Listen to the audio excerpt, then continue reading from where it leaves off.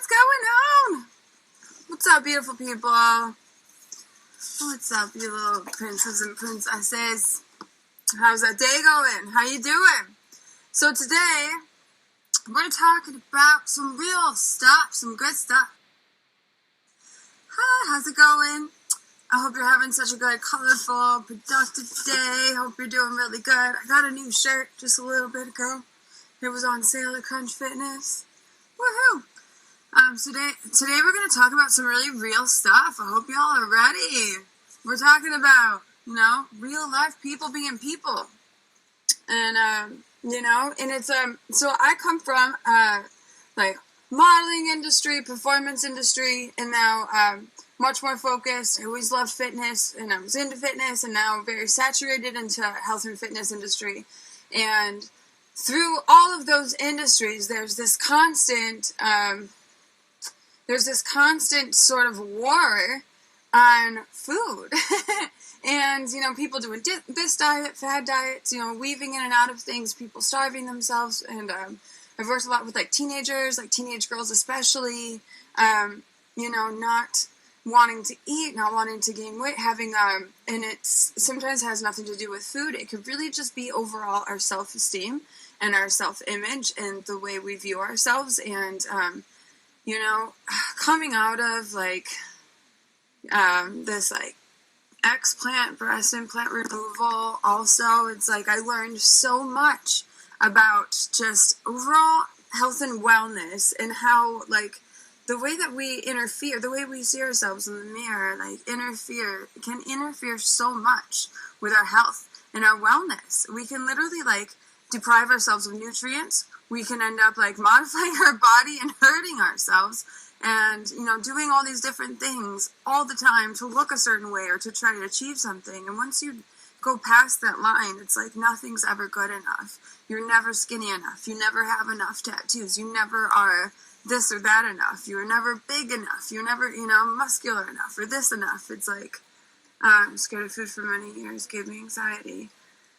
Yeah, there's so many, there's so many women, so many men, a lot of men actually, I think, deal with this too, and you'd be surprised. And I think the thing is, men, we don't, think of men that way to have, eating disorders or to see themselves or to have feelings really in general. But, a lot of men feel that way too, that they're not masculine enough, and, oh, I miss you too. Hi, BB. We love you.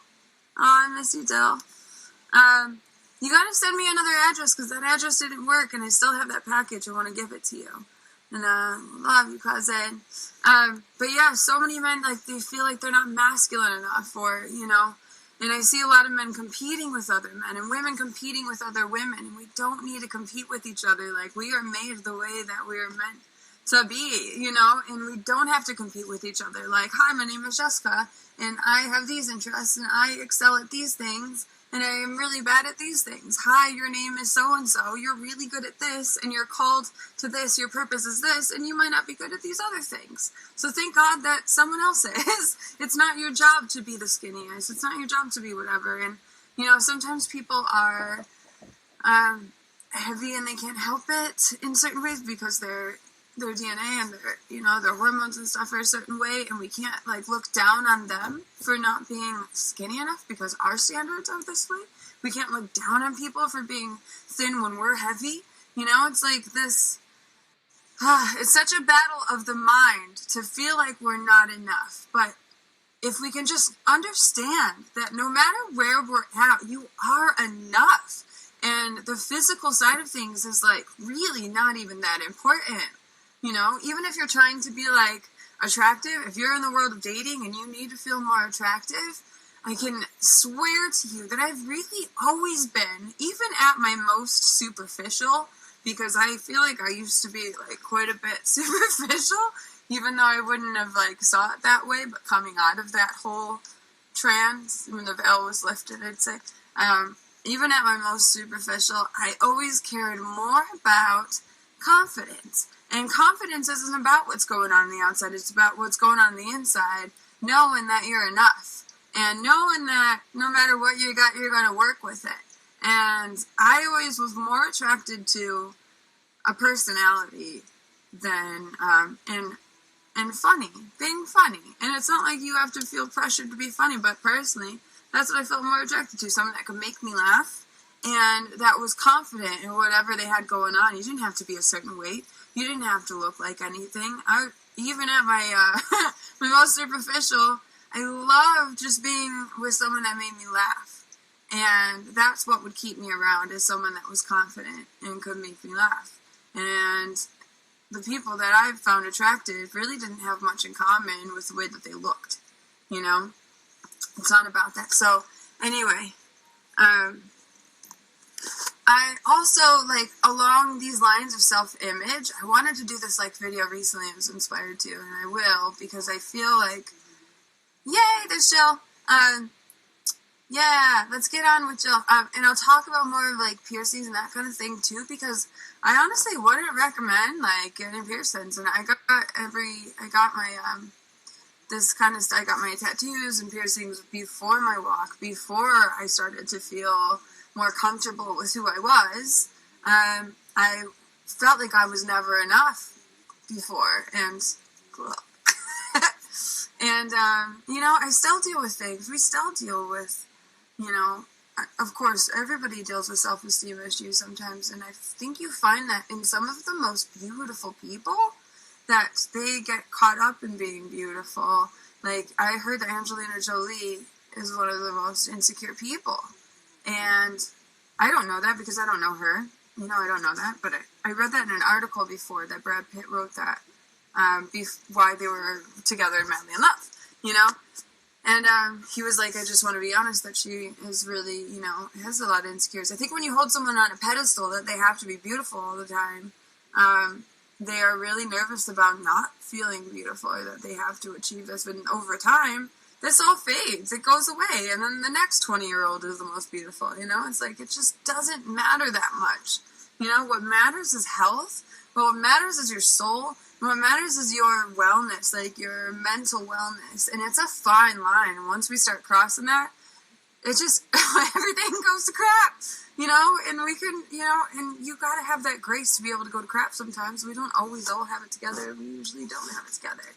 But I can promise you that if you start being kinder to yourself, and no matter what you got, scars, things, whatever, whether you know, want to achieve a certain fitness level or want to achieve, like, whatever it is you're looking to achieve, like, you're already there. You are there. Right where you're at. You're going to remember this as like, wow, I was actually okay. I was actually doing all right. And, you know, 40 years from now, if we are blessed enough to live that long, we're going to be like, why did I feel like I was so, like, nerdy or creepy or not attractive when, you know, 40 years from now, you probably are not going to be as attractive as you are right now. So enjoy right where you're at, and think about it from a health standard. Is like, okay, if I lose 10, 15 pounds, that are going to be healthier, or am I already at a healthy weight, or am I trying to achieve something unhealthy, right? So, anyway, let's bring Jill on. Yeah! Okay, so I'm just going to remember how we do this. Let's see. Go live with some of us are not the best at technology, so yeah, I was waiting for her to add. So, I'm going to bring on Jillian. And so, I'm sorry, Jill, if you, also let me know if you go by Izzy or Jill. Yeah, we're both in our car. Hey, how's it going? Our life. I'm so good to see you. I am in between Vegas and LA because this is my only break, so. Hi. Awesome. So you're on that, 4-hour drive? Unless there's traffic. Okay. Do you like being called Jill, Jillian, or like Izzy is your stage name? I don't mind any, but I like when you call me Jill. It's cute. Oh, okay. Awesome.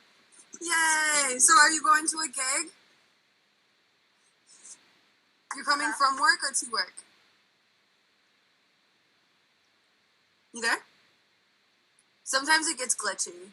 Just a heads up, it does get glitchy on live, for sure. And if it does, that's okay. We'll just keep. We'll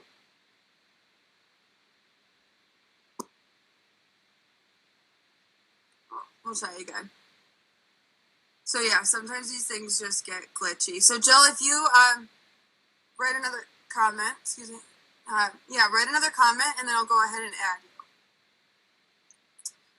But we're gonna get into talking about image, and we'll bring on another girlfriend of mine, Aisha, and she's fantastic. So I deal with a lot of like bodybuilder. You know, I'm around a lot of like bodybuilders and.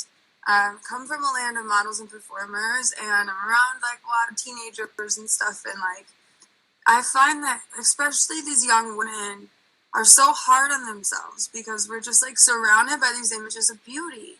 But what we need to surround ourselves with and our thoughts and put into our mind are these images of health. And what is actually healthy? Let's be very honest with ourselves, is healthy, right? So it's like there's a certain, maybe it's like a weight, but we don't really need the scale to be healthy.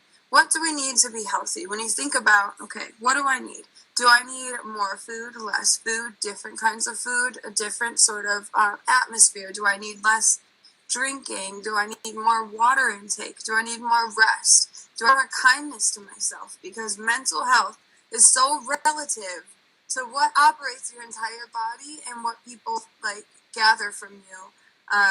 Like socially, when you're interacting, it's so much to do with your mental health and so much less to do. How many of you guys have seen the hottest girl in the world and she just has nothing going on, like, because she probably doesn't spend enough time on her soul and her heart? And I feel like I've been this person, like I was a person who spent so much time on my outer appearance and I was dying inside. I felt like I was dying inside for years.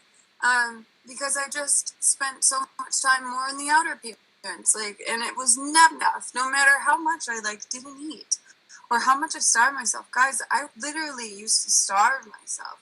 There's a difference between fasting and starving yourself, because in fasting, when you finally do a refeed, it can be a spiritual process, and when you do a refeed, you give yourself enough nutrients and calories and nutrient-dense foods, and you put everything in order, and it's more of a spiritual practice. When you're starving yourself, that's something completely different. And I would starve myself, and I would work out for like 16 hours a freaking day. I would literally work doubles and triples as a performer, and I would burn through all my calories, and I would eat a fiber bar just so I could pass out that same fiber bar.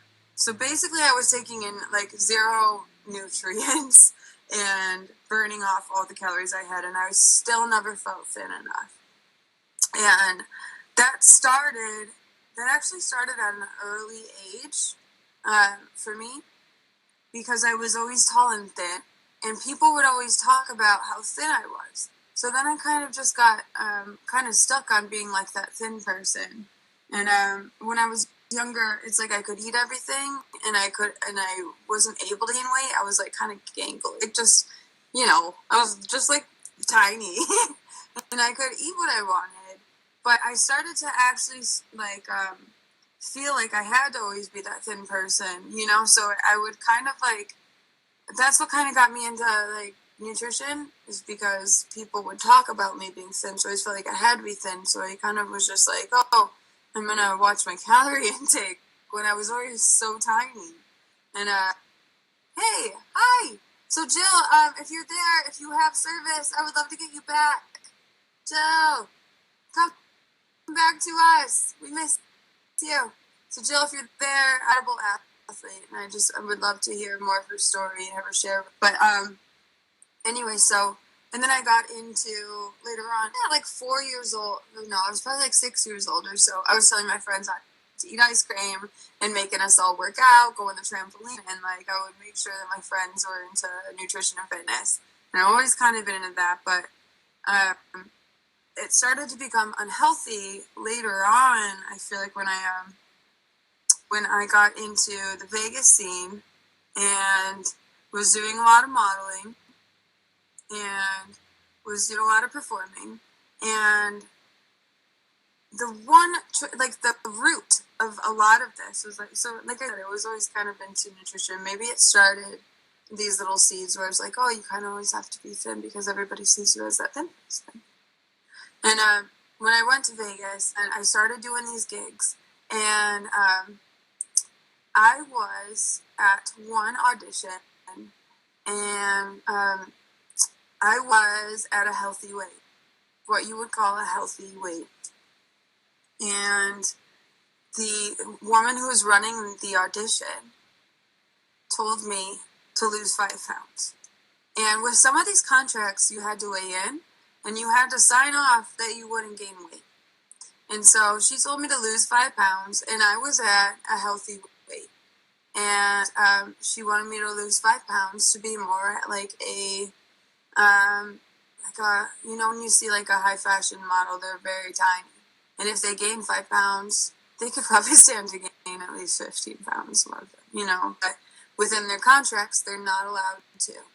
So, in my contracts, you're weighing in or you sign off that you're going to gain any weight. So that starts to do some funny things to your mind. And she told me to lose 5 pounds. And I wanted to cry right there. It made me feel some type of way. And I was like, wow. I was like, oh man, I'm already pretty thin. But all right, I'm going to lose 5 pounds. Like, I knew that I was like at a, like, you know, I was like, okay.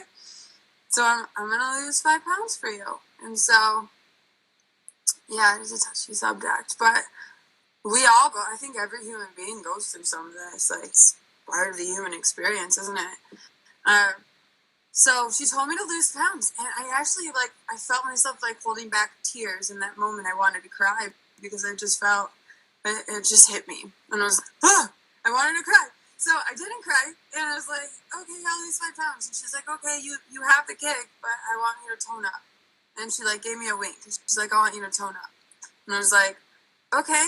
You know, I had been an athlete, like, almost since I could start walking, you know, and not in like a, ooh, but I've just been like always like a hyper human and too thin, whatever.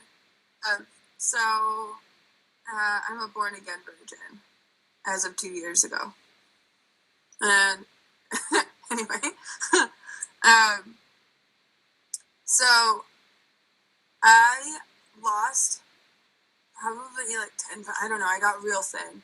So when I started working there, I got real thin. That's basically when it started. It was like, do weightlifting, just do much better. Because weightlifting to do will be much better. Oh yeah, for sure. So I basically stopped eating, and this was like 15 years ago. It was like maybe 12 years ago, and so I stopped eating, and I got real skinny, and I started working there. And what I noticed was that in Vegas, I would get a lot more gigs. I get a lot more work when I was like this, like skinny. When I was like at this runway sort of look. When I was like skinny, you know. And so I was like, okay, this is working for me. I'm just gonna stay skinny, you know.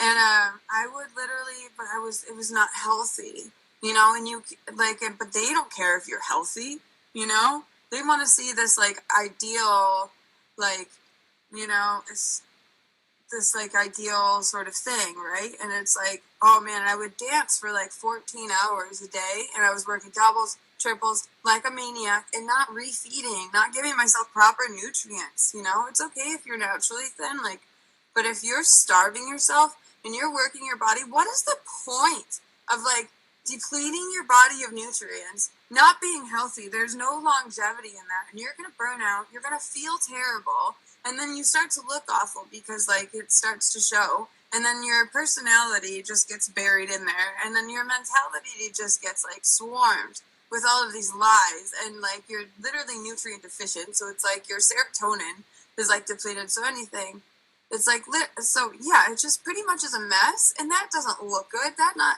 really like in the long term attractive. And how can you like consistently keep a positive relationship with another human being or with yourself, or you know, spiritually, like if you're depleting yourself of nutrients and you're basically killing yourself to be thin? And that's what's scary is like when she told me that 5 pounds, I mean she's in an industry where you gotta be tiny, and So I was tiny, and that's what I did. That's what I did for a long time, guys. I did that for like 10 years. I would starve myself, and then I would allow myself sometimes, like, what I was eating was like a piece of broccoli, steamed broccoli, little piece of tofu, and afterward, 12 to 14 hours, that was my snack. And I would bring one veggie patty and a fiber bar.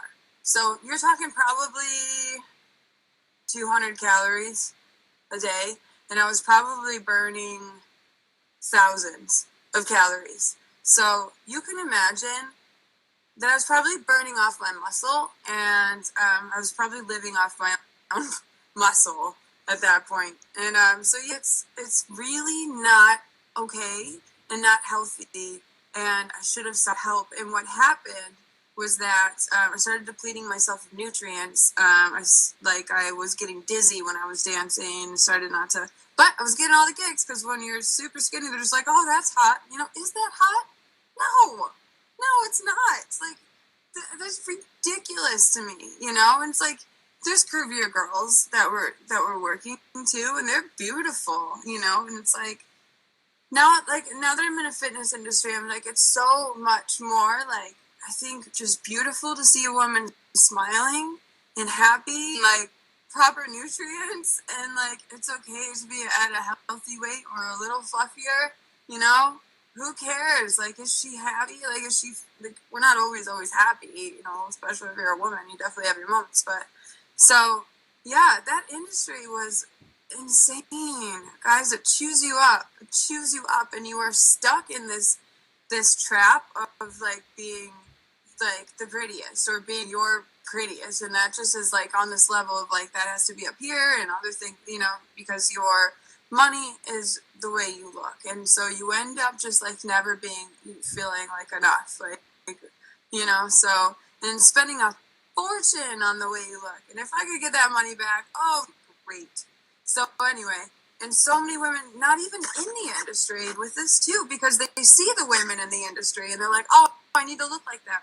But can I tell you that when you look at it, you feel like you're going to fall over, you're going mental, you're depleting yourself of nutrients, and by the time that industry spits you out, you pretty much spend all your money on the way you look, so you saved no money, even though you made good money. So you got to like pretty much not have any money, and you're kind of in the hole because you spent money on what you look like. And you know, I got bunions on my feet because they made me wear heels. Back problems that have healed. My back problems are healthy now, so that's awesome. But when I was moving like that and dancing that much, my lower back was on fire. I think because I didn't have enough body fat between my joints and stuff. Like, I was just a mess. So was it hard to begin eating properly? So I think this is something that I still struggle with in sort of different ways. That it's like a different monster, but it's like still under the umbrella at times. Like, so when leaving that industry, so yeah, it's like I never had enough tattoos. I could never get enough Botox or like injections and stuff, and like I could never have enough piercings. My hair was never like, you know, I had to have like the pinkest all the time. I was cutting my hair. I was constantly like starving myself. I was constantly like just spray tanning and tanning, doing my nails and doing my eyelashes, and you know, there was so much that went into all that, and like, it was just exhausting to do all that. Like, who cares? And like, when you have health, guys, does that seem healthy? So if you're gonna see a picture of this girl that I was, and you look at that, and you're gonna be like, okay, maybe it's you that thinks that you might think it's like attractive, or that somebody that you think that maybe you need to look that way. And let me just tell you again, like, take the story and really like digest that, understand like how difficult it is to look that way, how much maintenance that takes, and how much that takes a toll on your being. And that being was really messy. Like, inside, that creates a mess. That just it's a mess, and it's not healthy. So if you're not mentally healthy and you're not physically healthy, what the heck is the point of being tiny so that you get more gigs to like just end up in this circle? Like, why? You know, why? So anyway, later on, so what happened was I came to God, and He changed my entire life.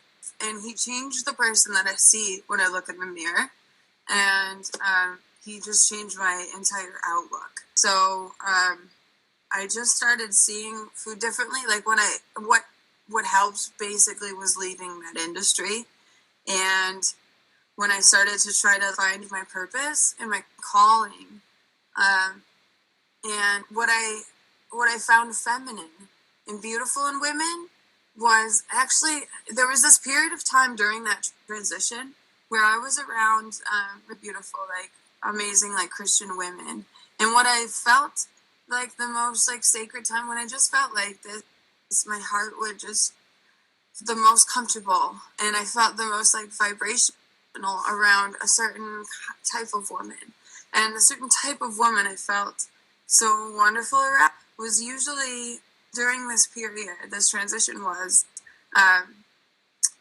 this like mother hen. It was usually like a heavier woman. It would wear these like big pieces of jewelry and have like the short hair, you know, like the this mother hen.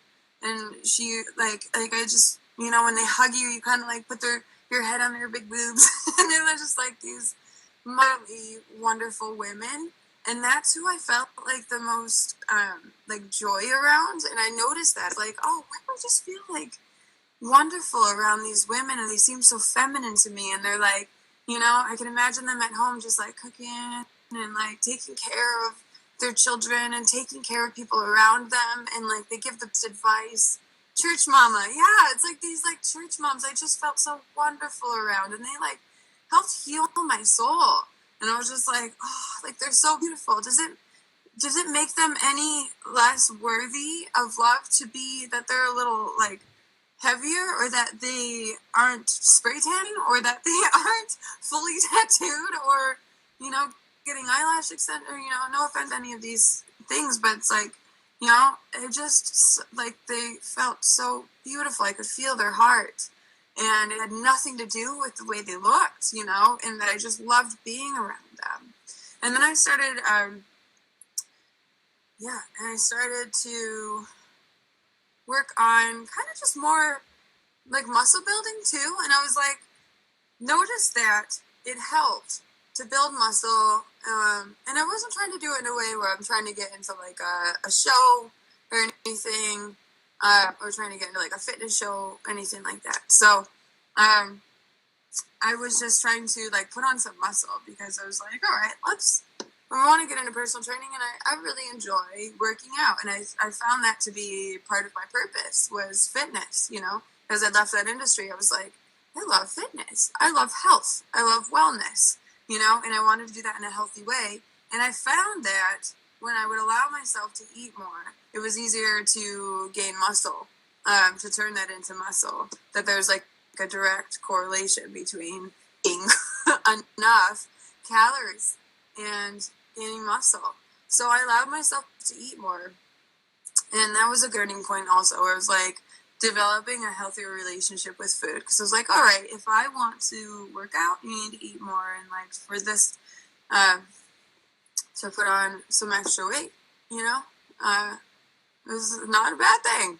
And I allowed myself the space to do that, especially when you're not, I think the trigger too back in the day was like modeling and being in front of the camera. And what happened when I came to God is I couldn't stand to be modeling in front of a camera anymore. Like I tried to do a few shoots, and I was just like, I can't stand posing. Like I hate this. Like I don't want to do this at all. I hate focusing on the way I look, sucking in and trying to be like a certain, you know, and being like, have a central pose. I was like, I can't even get myself to do that anymore. And no offense to, this is coming from like my walk, because I must have done 500 shoots in my life. At least. That's what I did for a living from different websites and stuff. I would set those up all throughout the week for years. And that was a big part of like how I made my income and stuff. So I was doing like a shoot to 4 shoots a day sometimes, you know, and, you know, doing gigs, that kind of thing. And when I was in front of the camera, you always wanted to be skinnier than skin in front of a camera, because, you know, in certain poses, it come off as heavier, even if you were tiny. So I had to be extra, extra tiny. So anyway, when I came to God, it was like, I hated doing shoots. I couldn't stand it. I was like, why are we taking pictures of me? Like, take pictures of, like, the sunrise and the sunset. I couldn't stand it.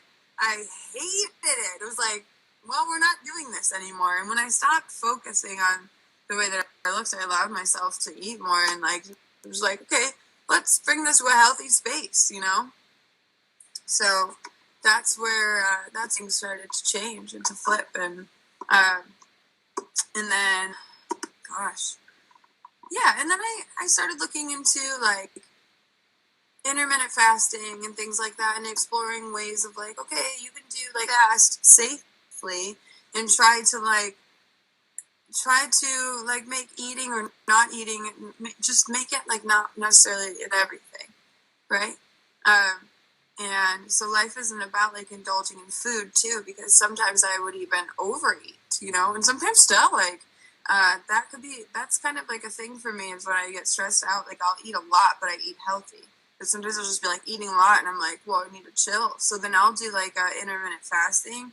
Like, if I stop eating at 5 p.m., and I'll let myself, like, not eat for the rest of the night, and then in the morning, put myself in check to be like, okay, I don't need to be overdoing it, and I don't need to be underdoing it. And there's events. But what's tricky is people dealing with eating disorders, like, you really don't need to be fasting, you know? So when I'm overeating, that's when I kind of go the opposite, so I can balance. Sometimes I have to keep that in check. Do you eat animals now because you came to God and the Bible says you eat animals? Well, that's really cool. So I was vegan. I was vegetarian and mostly vegan for all 15 years. And I felt like I was so political about it, and that I kind of, like, found it to be my religion in a way for so long, to be, like, political about eating meat and things like that. And I felt like God put it on my heart to eat meat again. And he took me away from this politics and, like, idolizing, like, idolizing that.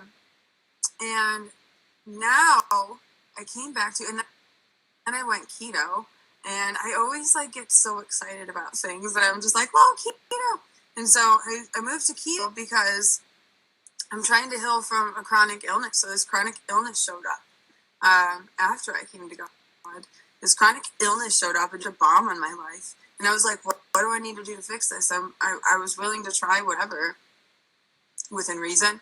And I was like, I felt like God put it on my heart to try meat again, to get me away from idolizing a vegan diet. So I was like, literally, I was really idolizing that as a way of life. And it was so hard for me to give up, because I was like, that's who I am. That's part of who I am, but it's not who you, like, that doesn't define you. And it says in the Bible that what you eat doesn't defile you. It's what your heart is, is in your heart is what defiles you, not what you eat and put into your mouth. So I idolized that diet. So I think God needed to take me away from that. And then he brought me back to detox. So I'm 6 weeks into, like, a major detox. So my diet is very simple right now. I had to take a lot of things out, and I'm healing from this chronic illness. And I'm feeling like 70% of myself now. Felt, oh my gosh, there's days where I couldn't move.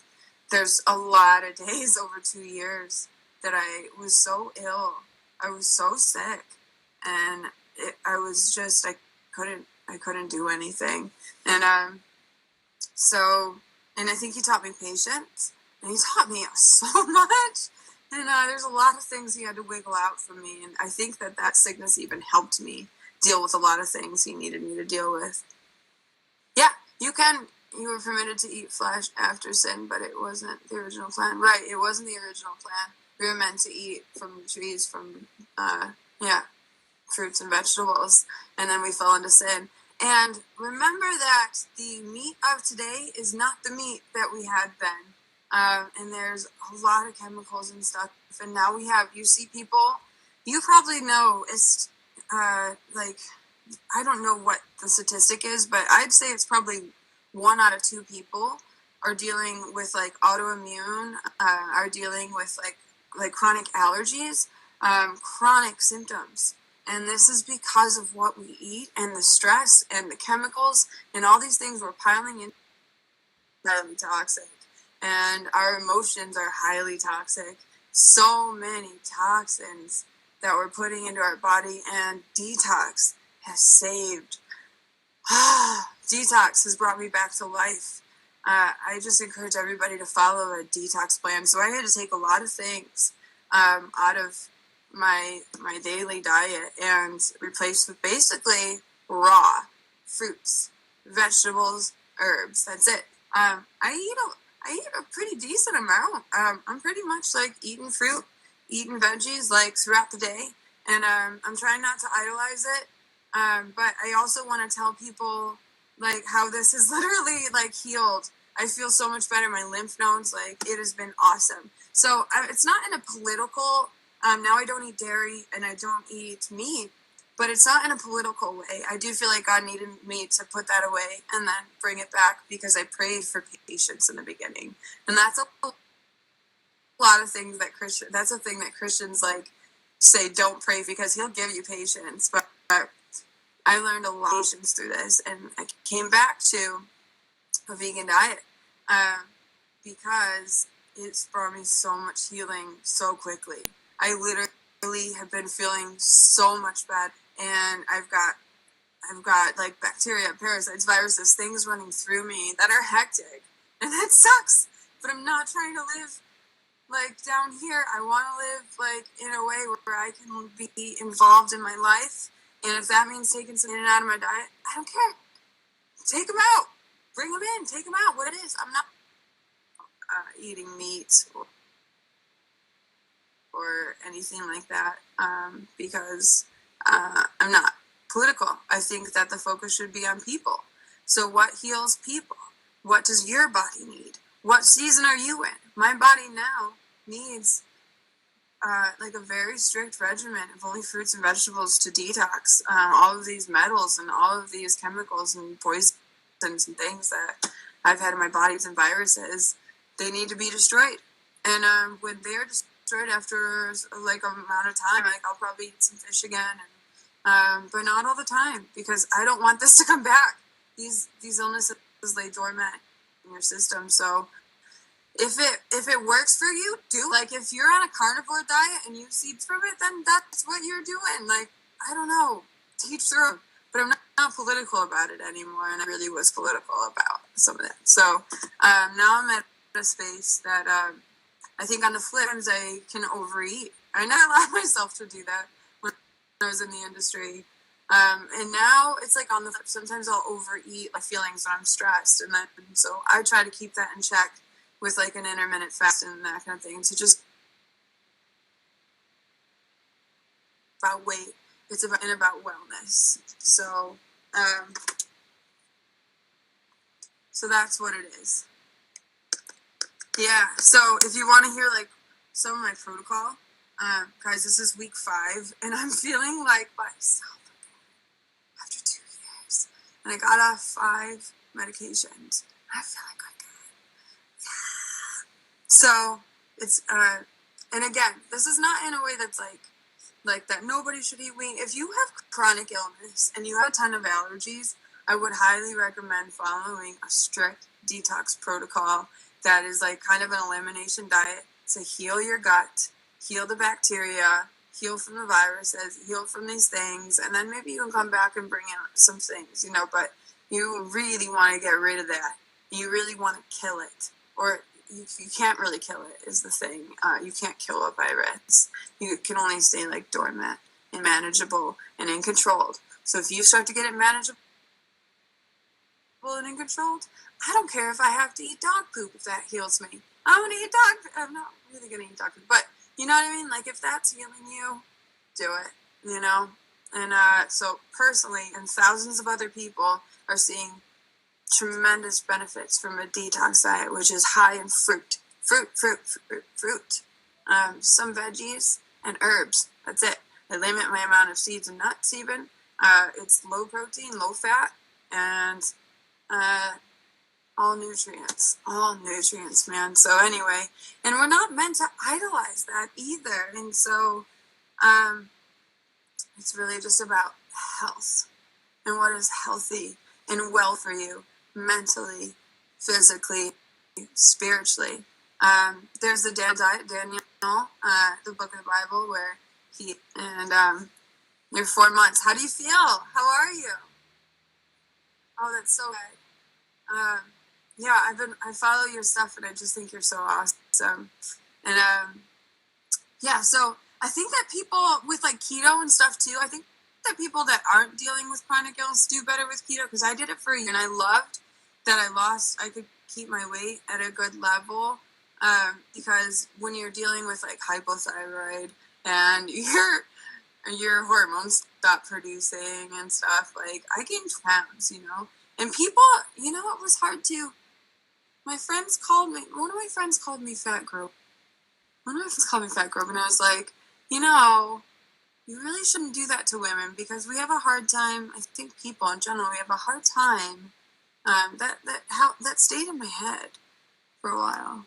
I was like, I'm fat, and and I've been so tiny for so long that like you gain.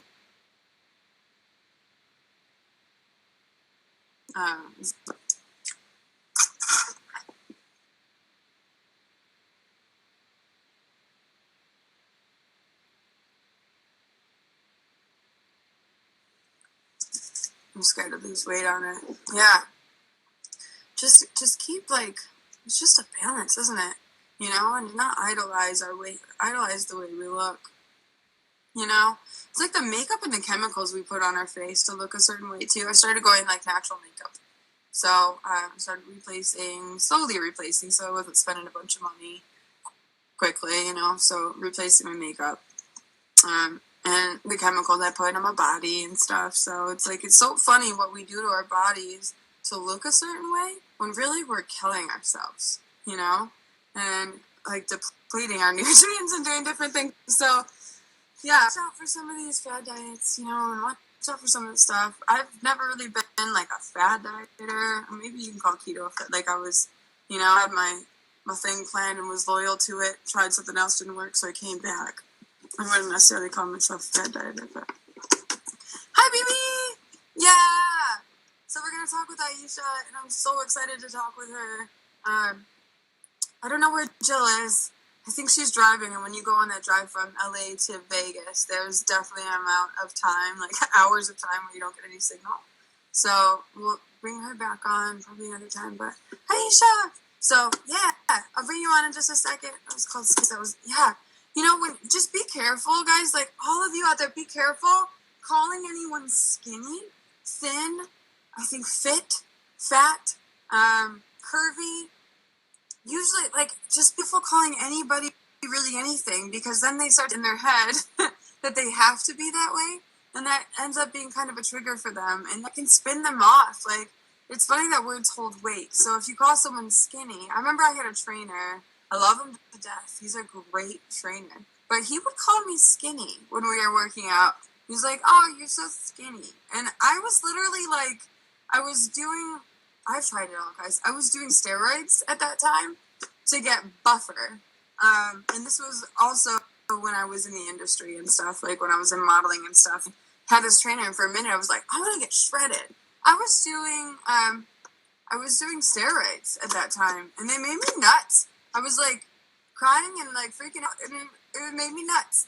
And then I was getting like buff, like kind of like really buff. And I look back at a few pictures, like shoots I did then, and I was like, that's not Jessica. You don't need to do all that, So and he would call me skinny, and that would really like hit me in a way. I was like, oh, he's just calling my arms like skinny and calling me skinny, and I'm just trying to build muscle, and like, you're calling me skinny. But he would do that to try to motivate me. But it actually had like a reverse effect and made me like sad, but I didn't tell him. And but anyway, and it's not his, like, he's great. He's an incredible trainer, actually. He's awesome. And so yeah, just be careful. I just want to, like, if there's something you take from this, know that you're not alone, and that if you can strive for health and wellness, and set aside that monster in your head that tells you you're not good enough, that you're not skinny enough, that you're not this or that enough, or that your like face is cute enough, or that whatever. It comes from inside, and health will take you farther. And health isn't something to be idolized either, because it comes and goes, So but trying to get to a balance mentally, you know, where you're taking care of yourself and giving yourself grace, you know, and if someone doesn't like what's going on, like, you know, that's in their mind and what they got to deal with, and you're doing all right, you know, and you're gonna win the race by just staying steady and taking care of your mental wellness and giving your body nutrients, but overeating and not undereating, just doing what works for you. And if you need a detox, do a detox. If you're going through illness, study detox, and stick to it. There's like literally food shouldn't run our lives, whether we do no food or all food or whatever. It's just meant to fuel us, and it should be exactly that, fuel, you know? We shouldn't be addicted to sugar, addicted to these things, because are they fueling us? No. Are they healthy? No. If we have a little, okay, but like, can you have a little without doing it again? You know, create this healthy relationship where you can stay steady and stable, and then move on to something else in our mental capacity, helping other people, doing other things. And again, be careful calling anybody like buff or little or big, or, you know, just be careful with some of that, because that usually stays with the person. You know, when you can even say it as a compliment, that person feels like they have to live up to that, you know. So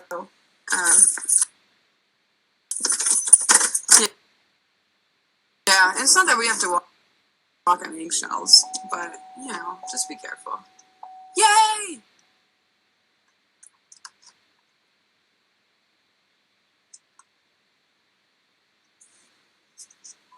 Hi! Yay! It worked! Hello!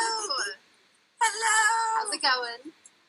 Oh, you're so cute. Hi. You're so cute. Thank you Yeah, for yeah. asking me to talk with you. Yay!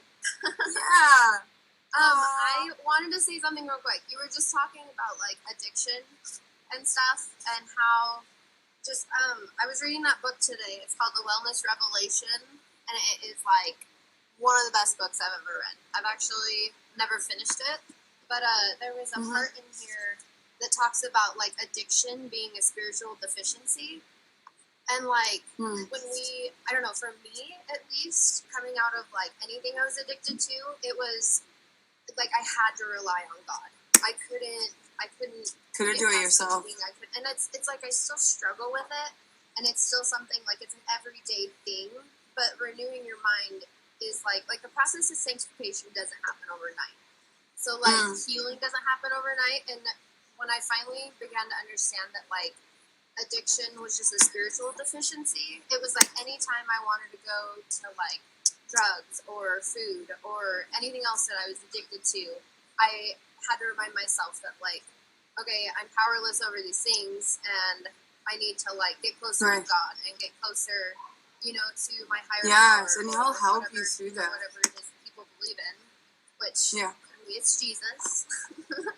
Love the guy. Do that. I just found that really super interesting, because like, I don't know, my whole life I was like, what is wrong with me? What is wrong with me? Like, I have to be this for this person. And I always had like all these emotions bubbling up from other people's expectations. And like, I don't know, it's just been so crazy. Just the journey of healing. What was like the root for you? Like, when do you think that started? Like most of it, I believe, started when I was younger. Having to do with just like childhood trauma and stuff that I went through, and I really feel like that was a big thing for me. And another thing I noticed is like growing up, we're told these different things, and in my mind, I was told that I was a bad kid a lot. Which, I mean, I wasn't the greatest child, of course. I was kind of a hellion. But, like, you get told these things over and over and over that you're bad. You start to believe that. So I felt like I had to portray these bad things. Like, oh, I am bad, so I have to show people how bad I am. Like, does that make sense? Absolutely. And so going back to, like, the root, which was a lie, you know, God says that I'm good and I'm worthy and I'm valuable and that I'm all these things, and just understanding how to begin to renew your mind. Like, it talks about the renewal of the mind in Romans. And that has just been so crazy to me, how you can take a lie that you believe about yourself, which be anything. I mean, that you're fat, that you're never good enough, that you're worthless, that you're you're all these things that are bad. Well, if it's bad, it's not from God. So, like, what is the opposite Yeah. of the bad thing you're thinking? You know, Right. so for me, it was like, oh, I'm not good enough. Well, God tells me that I'm never too much, that I'm always So enough. it's a lie. So Yeah. you just have to put it where it needs to be. Yeah, it's like Yeah. a perspective shift, and like literally just shifting your perspective. And like one thing that has extremely helped me is like when I get down and when I'm in that like headspace of like, oh, I'm not good enough, I'm not, and I've been struggling. I've been having a hell of a week. Like, trust me, this isn't just like something that It's I a daily. have figured It's a it out, daily. you know. Yeah. But just like the more and more I remind myself who I am and who God calls me to be and who He says I am, it's like I can walk in that identity and be okay walking in that identity because I know that it's truth. So it's like anytime I'm walking in anything aside from that and I'm like, why is my life so terrible? Like, it's because I need to fix something within myself. So like something that I started to do was when I would get in that headspace, I would sit and I would like, you know, I would sit there and I would be like, what are 5 things I'm grateful for? What are, you know, instead of like thinking like, oh, I'm not skinny enough, oh, I need to work out, oh, I can't eat that. You have to like force yourself sometimes to shift. Yes, and it's hard. Like, it's hard, and it's not an easy thing. Like, we get caught up in our own minds, and like our minds are resilient. They will believe anything we tell them. So like we need to feed it with truth and positivity and love and light and peace Constantly. and joy. And, you know, I know you get Constantly. it. Like, oh, I know you get it. It's so good. But I don't know. It's so. What it's did just you been a trip. like? What did you struggle with? Do you think like, and how did it? When did it like get worse? Like, what made it worse and what made it better?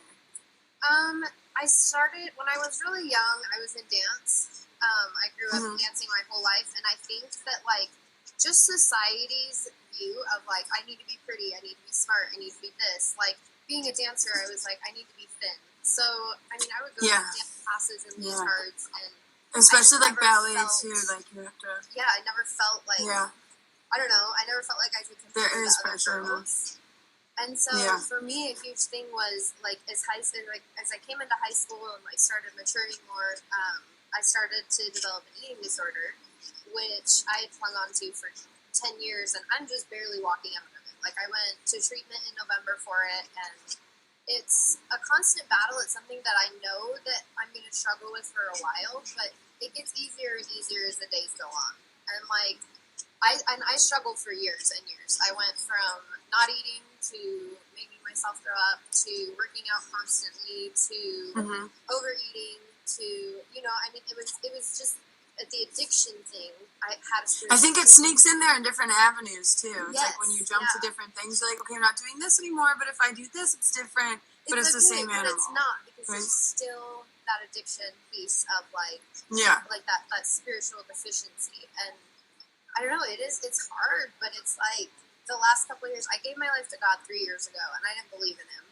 And just like the last 3 years has been the most healing, most intense, most like unexplainable things have happened to me in the last 3 years that I just can't explain. You just got married. I know, yay! You're an awesome man. He's really great. I'm really am so grateful. Like that was a God thing too.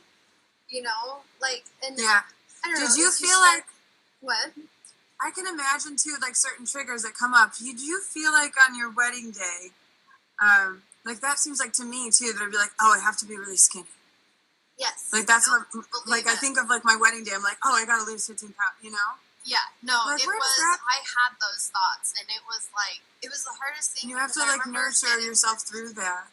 I remember getting my dress though, and I was like, I can't gain or lose weight, or I'm not gonna fit in this. So for like a whole month, I was just focused on like I need to be stable. I need to like stay right here. So I don't know. My husband's vegan, and so I've been.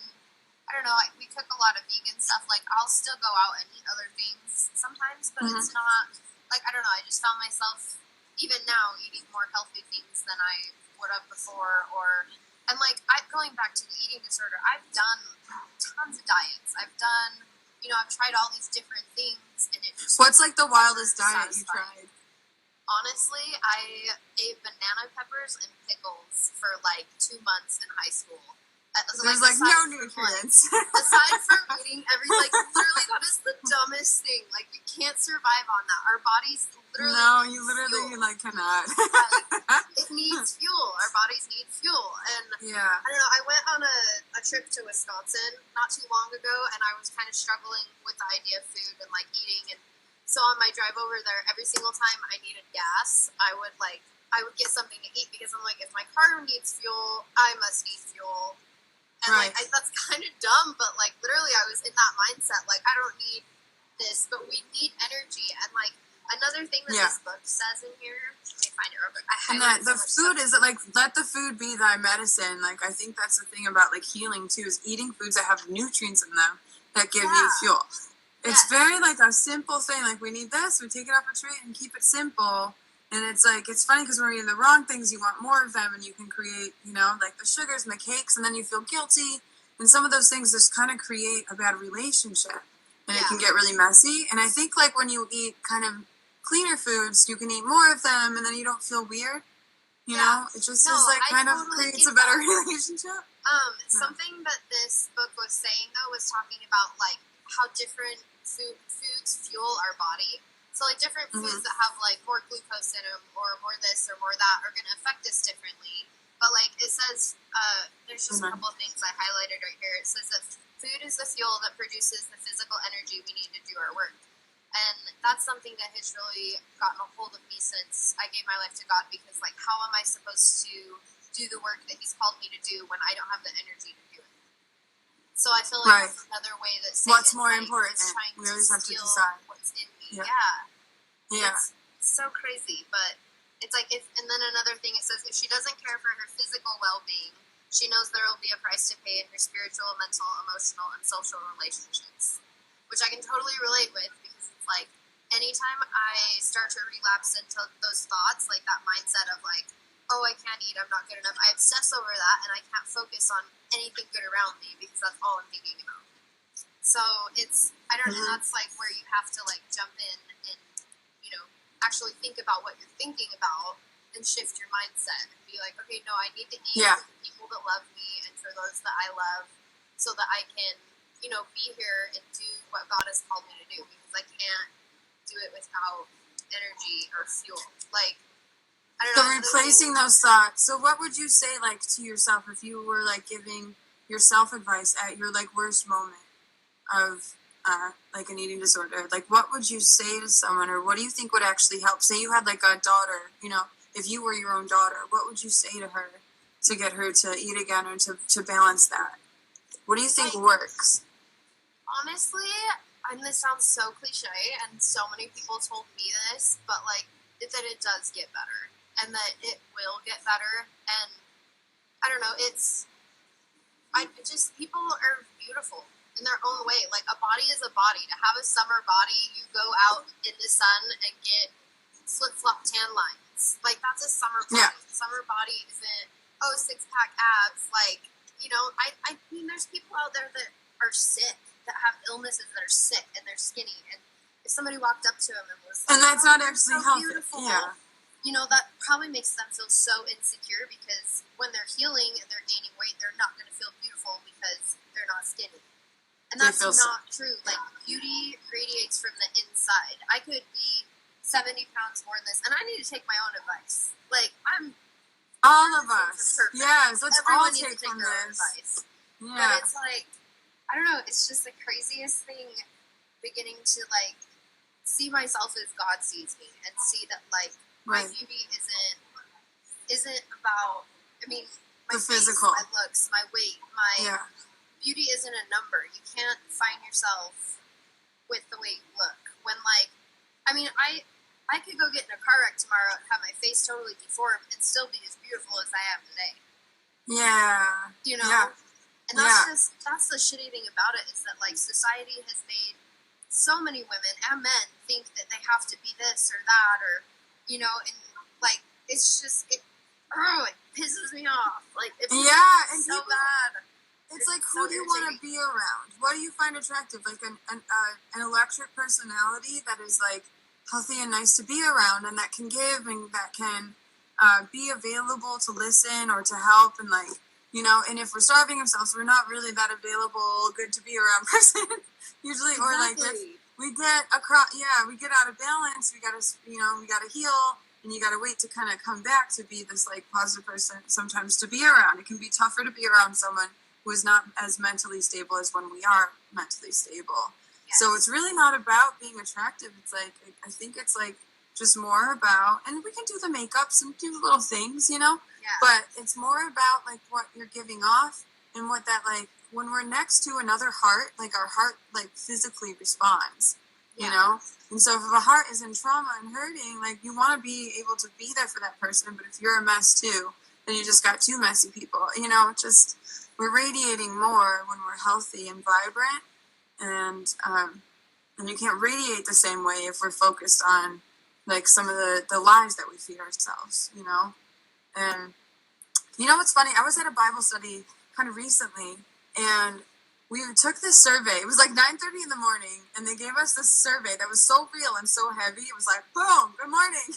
It was a survey, and like the first question on there, like it got real fast, and it was just about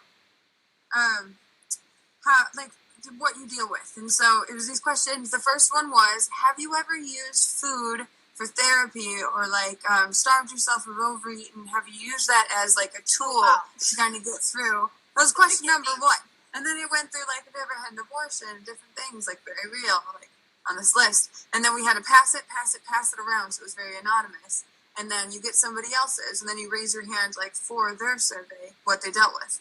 And so what happened was that question, pretty much everybody in the room raised their hand, that everybody had used food or, you know, nutrition as a way to try to cope, whether they overate or underate, or I'm sure everybody deals with this on a weekly basis. Everyone, from bodybuilding to models to dancers to, you know, people.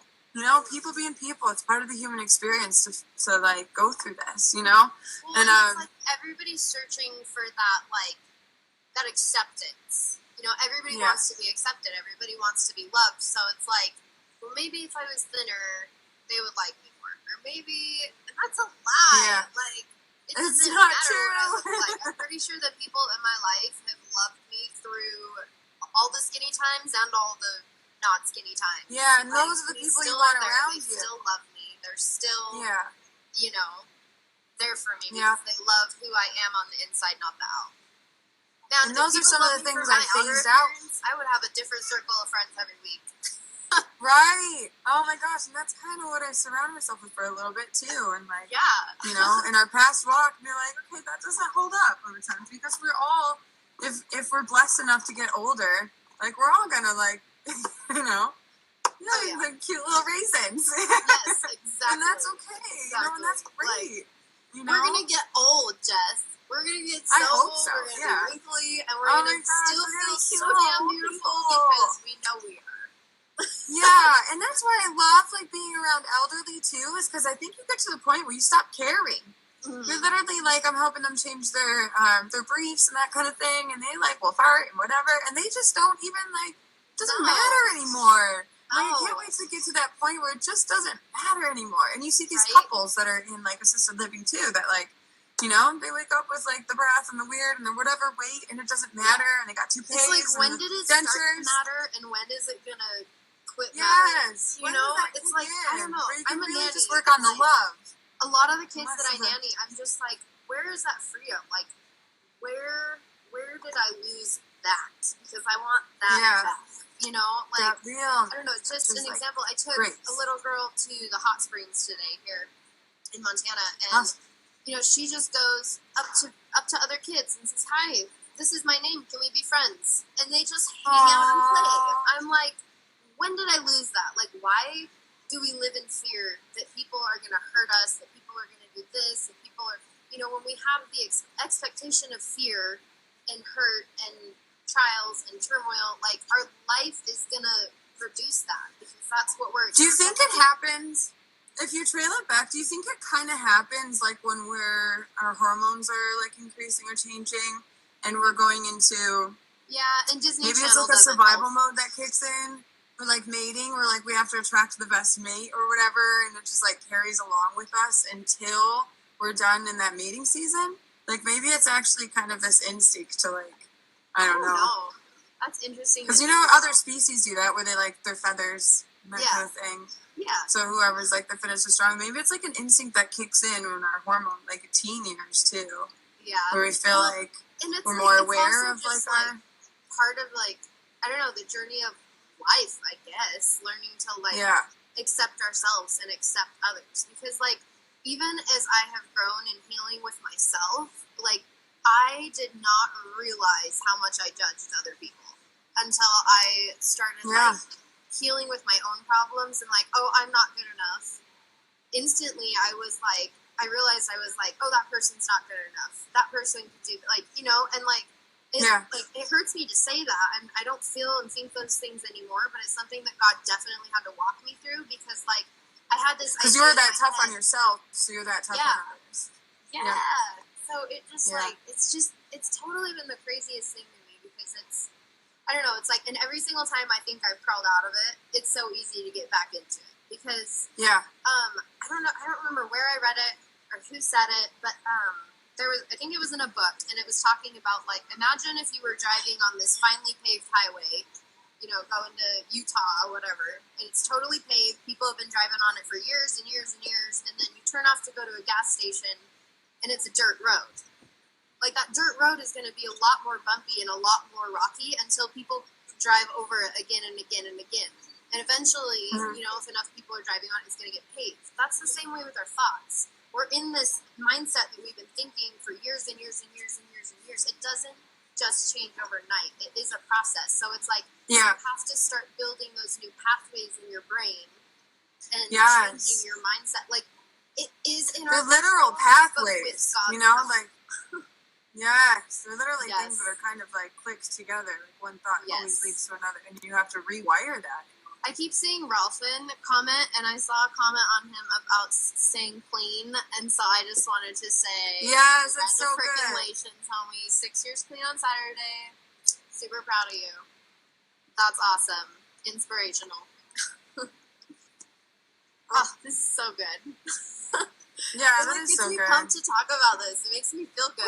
Like, I don't know. Yeah, I know. It's just nice to like share like real humans going through human stuff. It's just so wild, you know. And what I found too, so in that Bible study, after we did that questionnaire, we did this thing where we all like, and it was kind of awkward at first, but then it was just really powerful. So we just stared at each other and like just a staring contest, just stared, you know, and looked at each other all in the eyes. For like, I don't know, it was like 30 seconds or something, or a minute, or whatever. A long period of time, and we're all like giggling, because we're like, kind of looking around, we're like, this is kind of funny.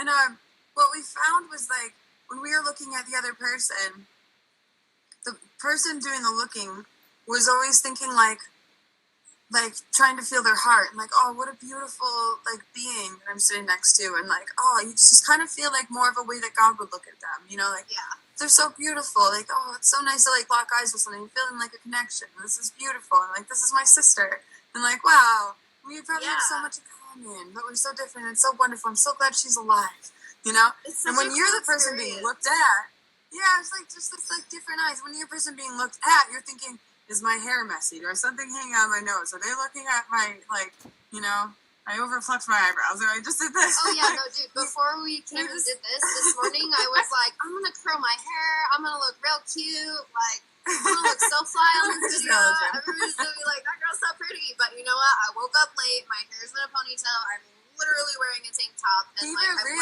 pajama pants. You're beautiful. Thank you. So do funny you. what we think as compared to, like, what others...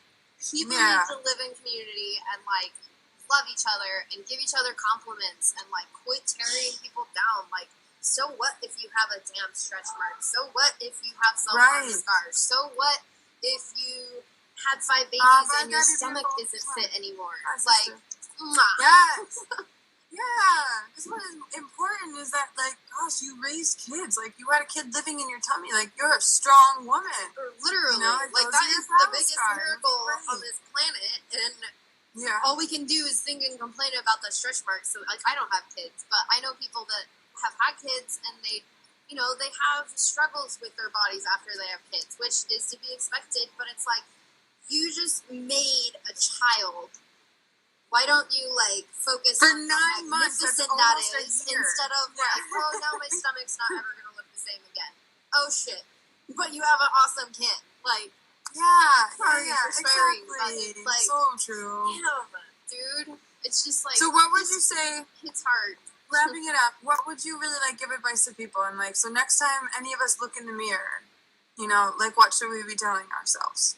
What would you say? And next time we try to skip a meal based on, not on fasting, but based on, trying to look a certain way or do a certain thing, what would you say?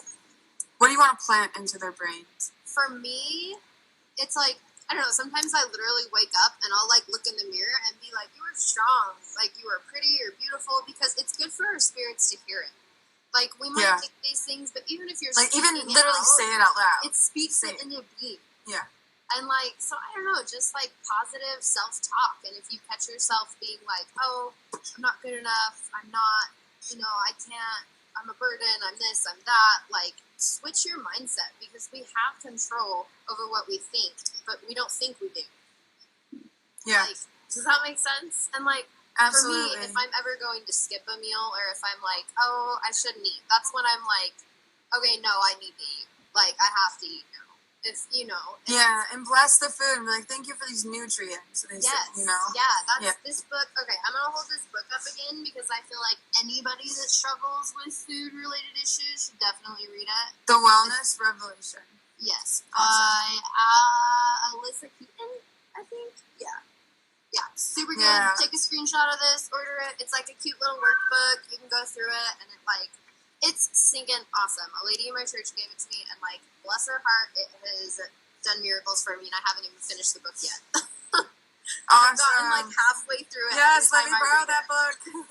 It's so good. I'll have to send it to you when I'm done, but it's really good. It's a study book. I'm starting one that's on women of the Bible, and I heard it's really good, so I'll send you that one if you send me. Sweet. Yay. Book And, exchange. Yeah! Cool. Yeah, I would say just some tips too is to write something on your mirror. You can take a dry erase or a Sharpie and write something on the mirror, and just something uplifting and something really positive. It's really good to say stuff aloud.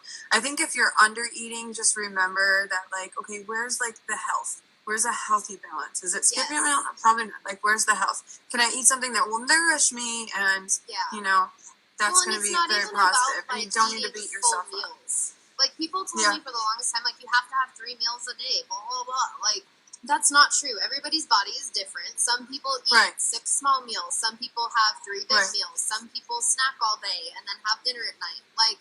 Find what is healthy for you and what fuels your body to love. What fuels your body to be able to give and to be able to rest and to be able to work and to be able... because everybody's chemical makeup in their body, in their mind. And what they're working with, they might need certain foods and not certain need orange foods. Juice. I could not need time orange and not juice. Yeah, So, absolutely. And I think if we're overeating, it's really good to definitely stick to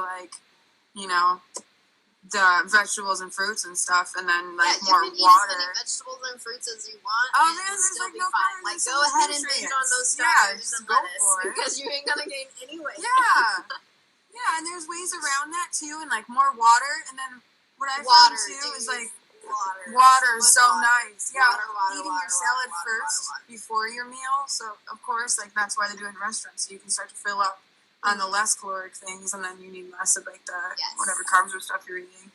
And then taking a walk after, a short, brief walk. A 10-15-minute walk or whatever after to digest and move things and just go outside and breathe. Love speak yourself. life into yourself. Love your body. Take care of yourself. It's God's temple. Remember, it's not about weight. It's about love. Yes. It's about Amen. Your purpose. So Why cool. we're here on earth. I am so glad we're friends. I love this. Yay. So let's do this again sometime. I'm going to jump off here. I would love that. I love you, and I'm so proud of you. And I'm if so you proud ever of need, you.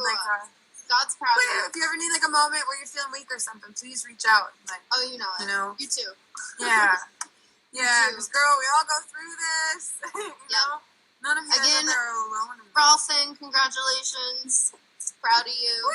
That's pretty awesome. Yeah, sobriety is huge. Maybe we'll do one on sobriety soon. That'll be good. What? Maybe we'll do one on like sobriety or something. Ooh, yep. I like that. Yeah. I like that. Yeah. Good one. Life. We're all up in it. All right. Love you, dude. Mwah. I will God bless talk you. later, Gator. Have a good night. Yeah. Thank you for having me do this. I was so nervous. Love It went it. so good. I feel way better about even my own. Yeah. Oh, empowering people. I love you, woman. Cool. Well, God have a bless good you, rest of sister. your day. Mwah. Bye.